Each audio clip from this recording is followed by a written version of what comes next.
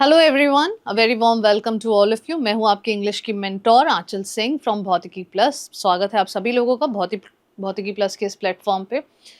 आज के सेशन में क्या होने वाला है खास, आज के सेशन में हम करने वाले हैं इंग्लिश के पोएटिक डिवाइसेस।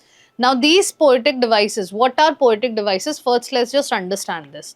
पोएटिक डिवाइसेस जो हैं वो क्यों यूज किए जाते हैं? ये लिटरेरी टूल्स होते हैं, है ना। जैसे किसी भी कार को बनाने में हमें इक्विपमेंट्स लगते हैं, किसी भी मशीन को बनाने में हमें इक्विपमेंट्स लगते हैं, उसी तरह से किसी भी पोम को लिखने में हमें लिटरेरी डिवाइसेस का यूज करना होता है। अब ये लिटरेरी डिवाइसेस इंपॉर्टेंट क्यों होते हैं? बिकॉज आपके पोम को एक शेप देना होता है। पोम पोम के शेप में आपको एक रिदम डालना होता है, right? So that it sounds good when you listen to it. For example, when we say twinkle twinkle little star how I wonder what you are, right? When we use this, like when we kind of rhyme this poem, और ये rhyming schemes होती हैं, तो उस rhyming में लिखा गया कि catchy लगे, interesting लगे, attractive लगे, otherwise reading will be very boring, right? Reading a poem will be very very boring. So for that reason poetic devices use किए जाते हैं। So मैंने थोड़ा सा simplify किया है आपके poetic devices को। Let's just understand this, क्या होते हैं poetic devices और क्या क्या होते हैं poetic devices, right? So now there are three types of poetic dictions. एक जो होता है वो साउंड के बेसिस पे होता है, एक रिदम के बेसिस पे होता है और एक मीनिंग के बेसिस पे होता है। तो तीन पार्ट्स में डिवाइडेड होते हैं हमारे पोएटिक डिक्शन। तो सबसे पहले बात करते हैं साउंड, रिदम और मीनिंग में से साउंड की। जब हम बात करते हैं साउंड में, तो साउंड में जो सबसे पहला आता है वो आता है एलिट्रेशन। एलिट्रेशन क्या है भाई? Repeated consonant sounds at the beginning of words placed near each other, usually on the same or adjacent lines. Same lines यानी कि हर वर्ड के बाद या फिर सेम लाइन्स में यूज किए गए। कॉन्सोनेंट्स हमें पता है, B C D F G H J K L M N, ये सारे हमारे क्या है, बी टू जेड जो है, जो वायल्स हटा दीजिए तो बी टू जेड हमारे कॉन्सोनेंट्स होते हैं।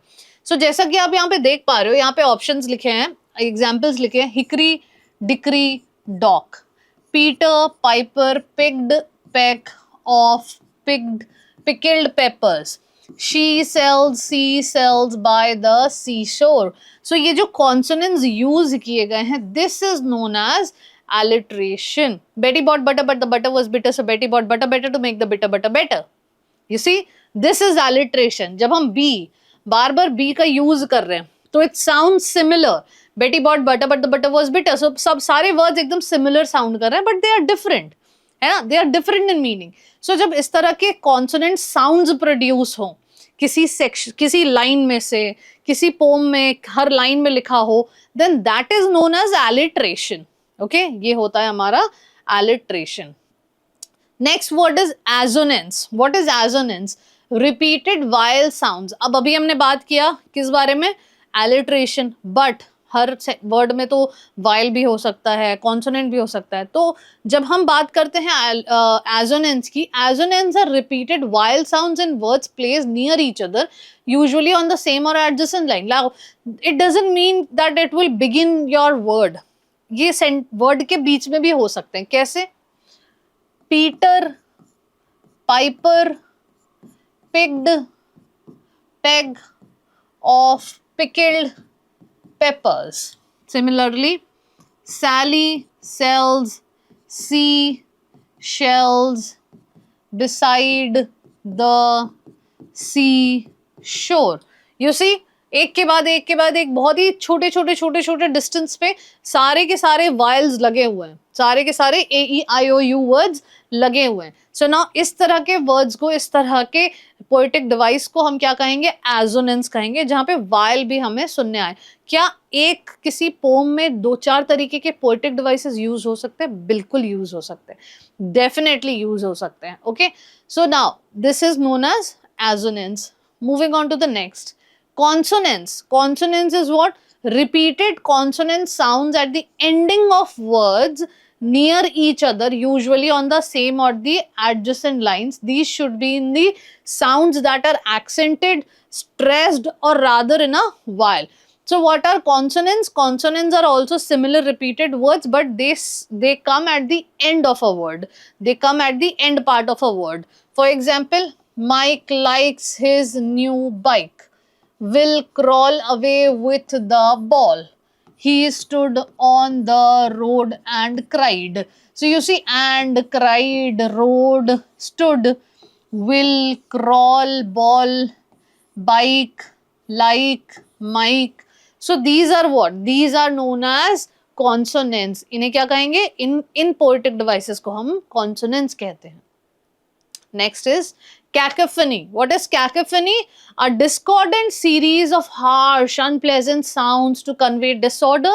This is often enhanced by the combined effect of complex meaning and pronunciation. Now, if you drop a utensil, a steel utensil, कोई स्टील का प्लेट है या फिर कोई स्टील की कटोरी है आपके घर पे, जो कि हमारे भारतीय समाज में हर किसी के घर में पाया जाएगा फॉर श्योर. हर किसी के घर में स्टील के बर्तन तो होते ही है. तो वो अगर आप गिरा दो, किस तरह की साउंड आती है? या 3-4 बर्तन एक साथ गिर जाएं हाथ से, तो किस तरह की साउंड आती है? बहुत ही हार्श, अनप्लेजेंट. आपको अच्छा नहीं लगेगा वो सुन के, राइट? किसी को भी अच्छा नहीं लगेगा वो सुन के. क्यों? क्योंकि अनप्लेजेंट साउंड निकलता है उससे. So these kind of some harsh words, कुछ ऐसे हार्श वर्ड्स जो निकल के आए, है ना, या यूज किए जाए और लगातार यूज किए जाए, they are known as cacophony. Dishes crashing on the floor. Example, dishes crashing on the floor. Horns blaring. लगातार ट्रैफिक सिग्नल पे आप खड़े हो, लगातार हॉर्न्स बज रहे हैं. सो हॉर्न्स की जो आवाज होती है, that is very unpleasing. People yelling in a traffic accident. Traffic हुआ है, एक्सीडेंट हो गया जिसकी वजह से ट्रैफिक लग गई है और लोग बहुत चिल्ला रहे हैं, बहुत एक दूसरे से बहस कर रहे हैं, बातें कर रहे हैं.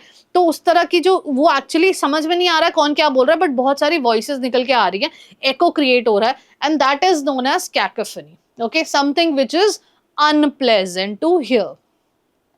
Now, euphony. What is euphony? A series of musically pleasant sound. जैसे हमने बोला cacophony, तो cacophony का opposite क्या है? euphony. यहाँ पे pleasant sound जब हमें सुनने आए, जब हमें poem में से pleasant sound मिले, that gives the poem a melodious quality, conveying a sense of harmony to the reader, is known as euphony. जैसे ooze. फॉर एग्जाम्पल, आपने एक कोल्ड ड्रिंक का बॉटल लिया. जैसे ही आप उस कोल्ड ड्रिंक के बॉटल को ओपन करते हो, वो जो उस साउंड निकल के आता है, वो कितना प्लेजेंट होता है ना? या फिर स्नेक का हिस करना, it's very pleasant to hear. Though you don't like to see any snake around you, you will be scared, but the sound is really pleasant.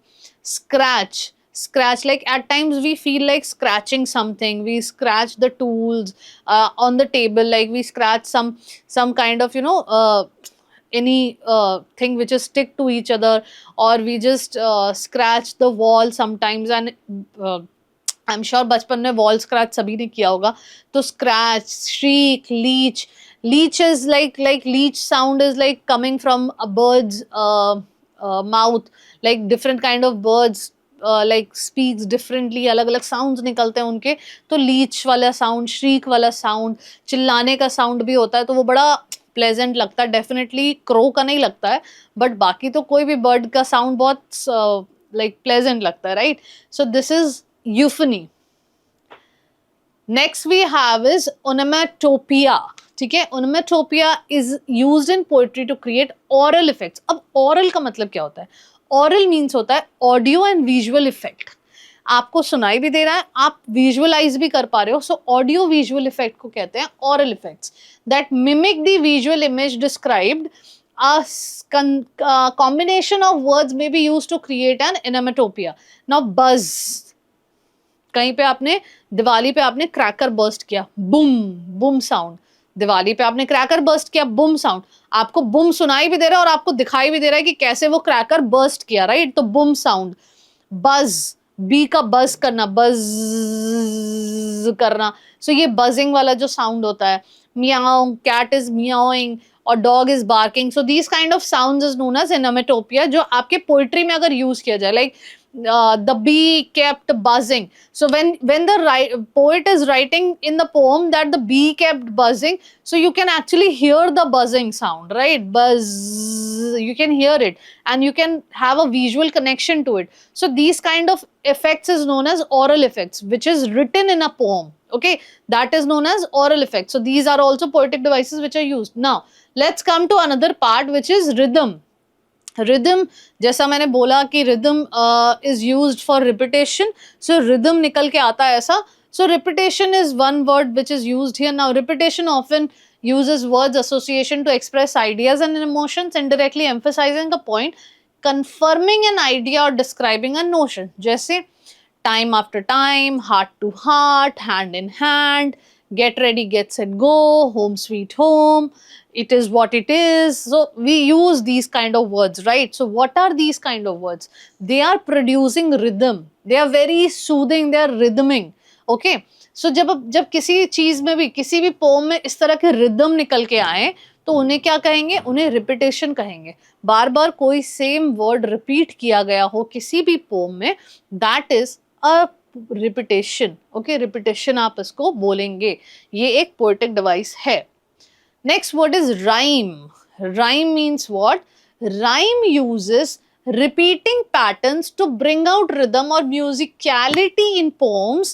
It is a repetition of similar sounds occurring in lines in a poem which gives the poem a symmetric quality. Cook and book, lock and flock, cat and hat, mat and flat, play and stay, okay, here and there. So these kind of words when used in a poem is known as rhyme, rhyming basically, okay, rhyme. Next, the next word which we have is enjambment. Enjambment is basically the continuation of a sentence without a pause beyond the end of line, couplet or stanza. Beside the white chickens, like I want to use another sentence, but I'm not using another sentence, I'm just putting a full stop, using another word to correlate with them, to correlate both the words here. We real cool, we left school, we like, it's kind of creating a rhythm also. And आप समझो कि जैसे rap होता है, आपने rap सुना होगा, I'm sure we all have like heard a lot of raps, and these, it's a very common phenomena in our Bollywood songs or any songs, any song nowadays. So जो rap होता है, rap किस में लिखा जाता है? enjambment में लिखा जाता है, उस तरह के रिदम को क्रिएट करने के लिए. Sing sin we thin gin we, jazz June we die soon, lurk late we strike straight, we. So continuously repeating something to create a pause also and to give a different kind of word also, and that creates a rhythm. When that creates a rhythm, it is known as enjambment. Okay, now the next word which we have, okay, the next part which we have is meaning. Based on meaning, when we have poetic devices and poems, that is known as meaning section. Now the first one here is allusion, a brief reference to a person, character, historical event, work of art and mythological situation. So to my dog, our neighborhood park is the Garden of Eden. What is Garden of Eden? Bible में Garden of Eden है जहाँ पे Adam और Eves मिलते हैं, that is Garden of Eden. So मैं allusion create कर रही हूँ ये अपने पोम में लिख के कि मेरा जो डॉग है, मेरा जो पेट है ना, मेरे पेट को मेरा नेबरहुड का गार्डन क्या लगता होगा? Garden of Eden. Garden of Eden. सोचो, like there's a comparison, there's a like comparison between two things. So this is a kind of allusion which I'm creating in my head and writing it in my poem. So इस तरह का कुछ prediction हो या इस तरह का कोई comparison हो, that is known as allusion. I am Juliet to your Romeo. Sad rom-coms are my kryptonite. Alludes to Superman comics and media. Okay, sad rom-com. सबसे पहली बात तो rom-com sad नहीं होते हैं, और सैड रोम कॉम्स होते भी हैं तो वो एक्शन मूवी स्पाइडरमैन बैट्समैन वाली नहीं होते. So sad rom coms are my kryptonite. So इस तरह के कुछ कंपैरिजंस हैं जो फन भी क्रिएट करते हैं और एक रिदम भी, एक मीनिंग भी देते हैं सेंटेंस में कि हम किस तरह से चाह रहे हैं. लाइक जैसे मेरे डॉग के लिए गार्डन ऑफ ईडन सामने वाले का गार्डन है, राइट. सो उस लेवल की सुप्रीमेसी को डिस्क्राइब करने के लिए हम कभी कभी पोम्स में इस तरह के डिवाइसेस यूज करते हैं. Now the next word is analogy. What is analogy? Drawing a comparison or inference between two situations to convey the poet's message more effectively. She's as blind as a bat. So you think bat is blind. बोला जाता है bat is blind, right? Bat, that चमगादड़ is blind. But उसे रात में दिखता है. So इसीलिए वो रात में निकलते हैं और दिन में नहीं निकलते, because दिन में उन्हें नहीं दिखता है. So she's as blind as bat. तो she को bat के साथ क्या कर रहे हैं हम? कंपेयर कर रहे हैं. You have to be as busy as a bee to get good grades in high school. This is for you, my guys, my friends. तो you have to be as busy as a bee. Bee क्या है? वो हमेशा buzz करती रहती है. कभी flower पे है, कभी किसी चीज पे, कभी she like pretends to be very very busy. Like everybody pretends to be like a bee, but bee actually pretends to be very very busy. आप उसको देखो, वो हमेशा कुछ ना कुछ कर रही है. So she is continuously busy. So आपको भी अपने good grades, अपने high school में good grades लाने के लिए busy रहना पड़ेगा. Finding that lost dog will be like finding a needle in a haystack. Haystack क्या होता है? भूसा. बहुत सारा काट के, अगर बहुत सारे घास को अगर काट के रख दें तो वो haystack बन जाएगा.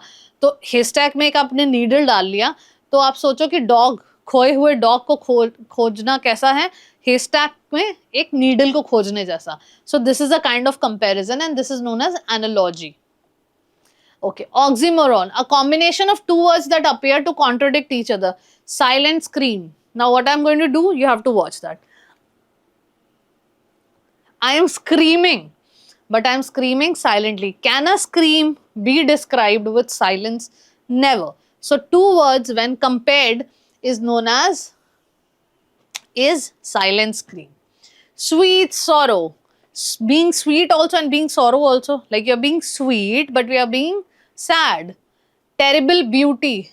Terrible is usually a very negative word, right? Terribly sad, terribly mad, terribly sick, but we never use it with a positive sense. So here if I say terrible beauty, what am I trying to say? I know nothing. So someone who is very beautiful but is terrible. Falsely true, false and true, opposite words combined together creates an oxymoron. True myth. Myth is always false, like myth can never be true, and truth is always true. So true myth, okay? So such words, such examples are of oxymoron. Paradox. What is paradox? A statement in which a contradiction may reveal an unexpected truth. किसी statement में contradiction से unexpected truth निकल के आए तो उसे कहते हैं paradox. Diamonds are more valuable than water, even though water is needed for life. You see, water, like we cannot survive without water, right? We all need water. We cannot live without water. But what is more expensive, diamond or water? Diamond is more expensive, right? So क्या है यहाँ पे? Contradiction है. और इस contradiction से क्या निकल के आ रहा है? Unexpected truth. Now you will start thinking ऐसा क्यों है? Right? You will start thinking ऐसा क्यों है? But ऐसा है. It is what it is. So this kind of truth when comes out with the help of a contradiction is known as paradox. The more you know you don't know.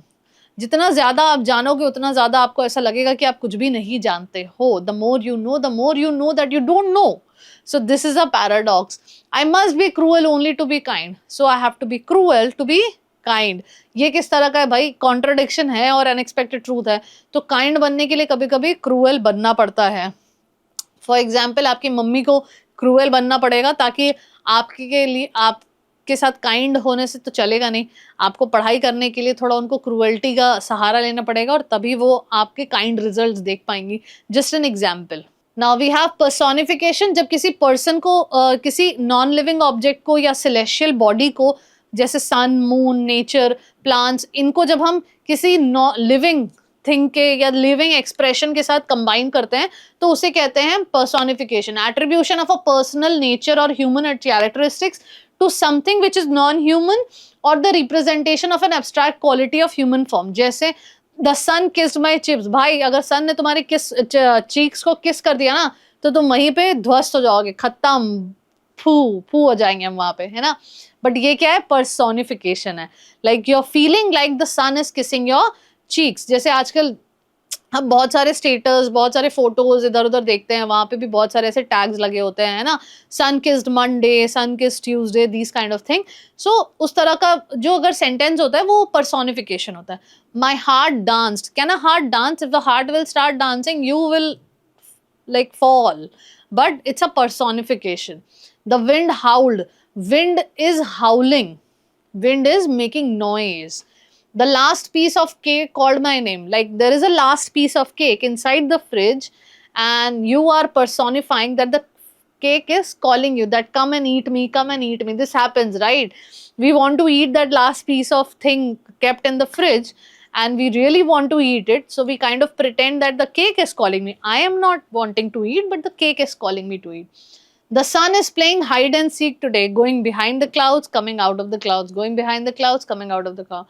The camera loves her. People who are very much fond of taking selfies, the camera loves her. They say the camera loves me. I am not a selfie person, but actually the camera loves me. So this is a kind of personification which takes place. Now, next is pun. Pun is a joke exploiting the difference possible meanings of a word or the fact that there are words which sounds alike but have different meaning. For example, time flies like an arrow, fruit flies like a banana. So can time fly like an arrow or can fruit fly like a banana? Definitely not, right? But here I am trying to create a pun that time is passing very quickly. And similarly, fruit is flying like a banana. I am reading a book on anti-gravity. It is impossible to put down. So I am reading a book which is on anti-gravity and I cannot put it down. Definitely आप gravity पे हो ना अभी तो, anti-gravity में जाओगे तो आप किसी book को रखोगे कैसे? आप तो खुद ही उड़ रहे हो. The math teacher called his daughter algebra. Math teacher अपनी बेटी का नाम क्या रखे हैं? Algebra.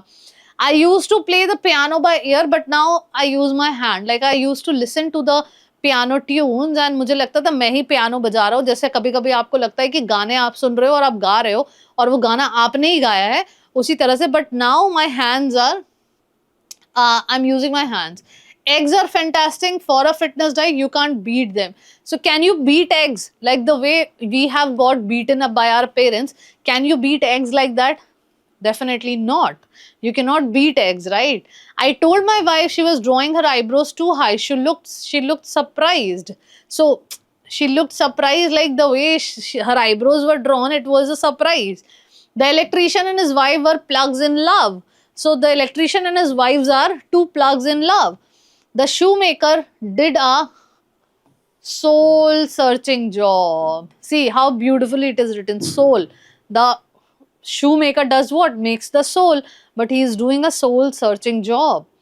Soul means the inner soul searching job. The artist was sketchy, but he drew a lot of attention. So the work of an artist is to draw. What does an artist do? He draws. But what is he actually drawing? He's actually drawing attention of the people. The scarecrow won an award because he was outstanding in his field. So what is a scarecrow? वो खेतों में वो खड़ा करते हैं ना ऐसे करके एक मटका लगा के scarecrow को, तो वो scarecrow क्या था? scarecrow को अवार्ड मिला. क्यों अवार्ड मिला? क्योंकि वो अपने फील्ड में, अपने खेत में, अपने फील्ड में आउटस्टैंडिंग था. तो वो तो अकेला ही खड़ा होता है हमेशा. आपने कभी देखा दो चार लोग उसके साथ खड़े हों? वो तो अकेला ही खड़ा होता है. तो ये पन इंटेंडेड था, पन इंटेंडेड सेंटेंस था. सो इस तरह के कुछ पोएटिक डिवाइसेस है जो हम यूज करते हैं अपने पोम्स के लिए and they are very very effective, very very important, क्योंकि ये आपके पोम को एक शेप देते हैं, एक मीनिंग देते हैं, एक रिदम देते हैं, ताकि आपको पढ़ने में इंटरेस्ट आए, आप उन चीज़ों को याद रख सको और साथ ही उनके अंदर एक एबिलिटी आए to write it down, to write very well. Form है ना, एक फॉर्मेट होता है लिखने का हर चीज़ का. So just to understand that ये पोएटिक डिवाइसेस इंपॉर्टेंट होते हैं, जिन्हें हम लिटरेरी डिवाइसेस भी कई बार कहते हैं. ठीक है, I hope you learned very well. ये सारी चीज़ें आपको अच्छे से समझ में आई होंगी और आप इसको रिवाइज करते रहिए और एग्जाम में जिस भी पोम में जो भी पोएटिक डिवाइसेस यूज़ किए गए इनको एक बार बस देख लीजिए, आपके बुक्स में भी लिखे होंगे, और उनको अच्छे से यूज़ करिए अपने एग्जाम में. It will be very very helpful to you. And till then take care, good bye, all the very best to all of you. See you guys in the next session. Bye bye.